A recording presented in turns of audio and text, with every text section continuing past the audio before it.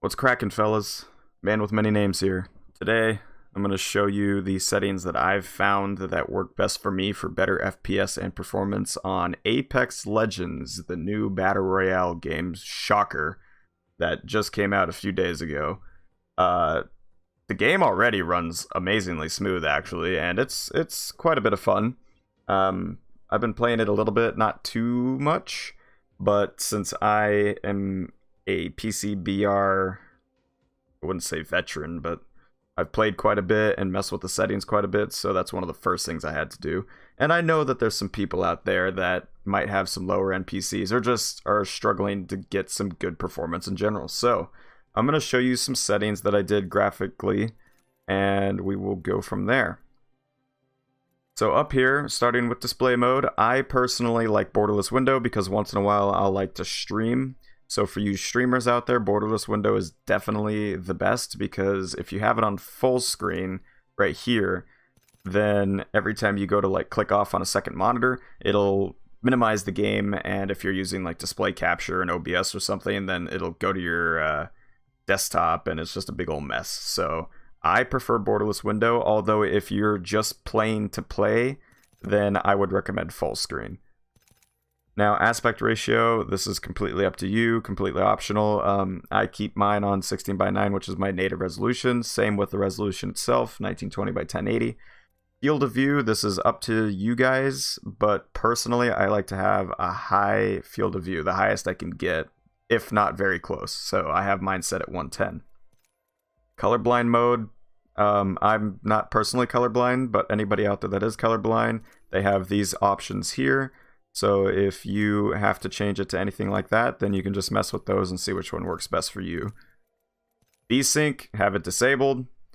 Now, adaptive resolution FPS target. This basically means that if you set this to say 60 or 65, basically what it does is it will try to adapt the in-game settings while you're playing to match that amount of frames so that you get that steady FPS constantly.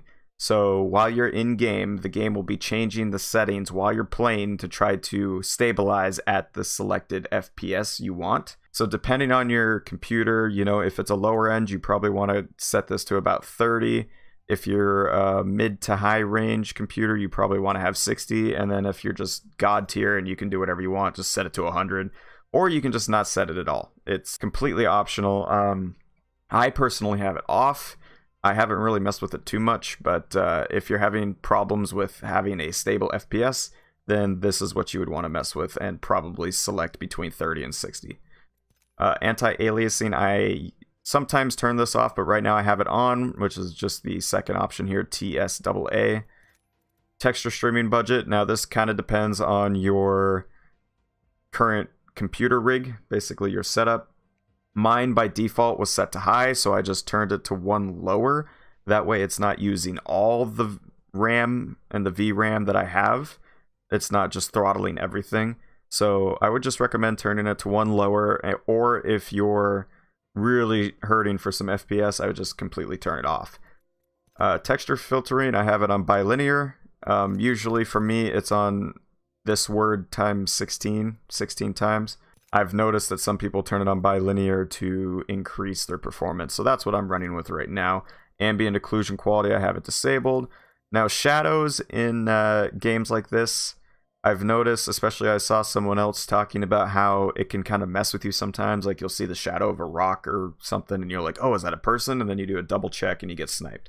You know, it's stuff like that. So it's kind of personal preference, but I turned these to low just so they're lowest and it's not taking any GPU or CPU usage. And then spot shadow, I just have it disabled. Volumetric lighting, I like lighting, so I have it enabled, but you can turn this off if you're hurting for some FPS. It's basically just better lighting. It gives you a description on the top right there, but that's up to you. You can disable it for more FPS, or you could keep it on for a prettier game. Dynamic spot shadows, again, I turned it off. Now, this down here is completely optional depending on your computer rig. I like my character models and guns to be as high quality as my computer can handle. So even if I need a few extra frames, I would rather sacrifice that for a better quality character and gun model. That's just how I am. So I have my model detail set to high. Effects detail, this one you can really mess with. I mean, if you don't care about effects at all, you can just turn it to low and it'll save you a lot of both CPU and GPU.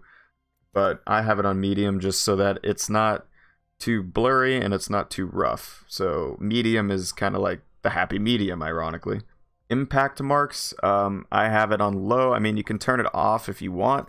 I just have it on low that way. I'm pretty sure impact marks are basically like bullet holes and, you know, just all the marks that are left during battle, I believe. I could be wrong, but that sounds about right. So we're going to go with it. But I have it on low. Depending on your rig, you can either turn it to low or off.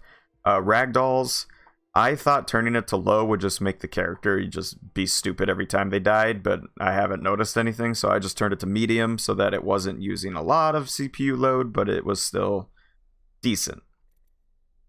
So that's basically what the settings I have are, and I've been running this game pretty steadily. I mean, I'm pretty sure I have over 100 FPS easy.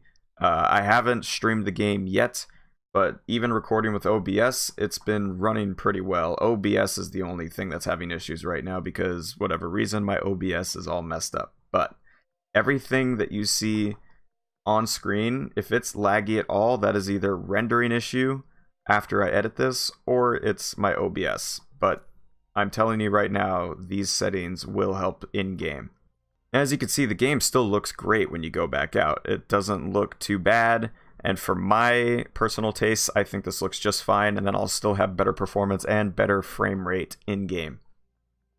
Now, before this, I did record a little session in the training mode when I had my default settings set, so just as the game detected my computer to be able to handle, I had that just to give you a side-by-side comparison on what the game looks like while it's on its highest setting versus the current settings I'm using for better performance. So I'm going to go ahead and head on over to training mode, show you the current settings I have now, and then we'll show a side-by-side with the full resolution settings.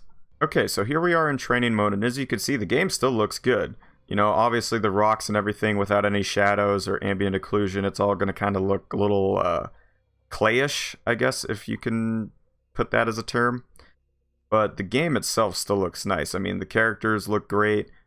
The game still looks nice. Like, you look at it, and it's still appealing to the eye. You know, you're not going to walk out here and it's going to be blurry and rough and just awful to look at. But this is what the current settings I have are, and the game is running incredibly smooth for me. Like I said, if there's any hiccups in the recording, that is my OBS, and I'm not sure what to do about that. But this game, it's buttery smooth. It was already buttery smooth on regular settings, but this just makes it even better. So now I'm going to try a little side-by-side. It's going to be different because of the settings, but this is kind of what they look like side-by-side. I'll try to make them look about as even as possible. Alright guys, well I hope you enjoyed. I hope this helps you with performance issues or just boosting your FPS in-game while still keeping the game looking great and just buttery smooth like no other. If this did help you, please leave a like, share the video, do everything like that. You know the deal.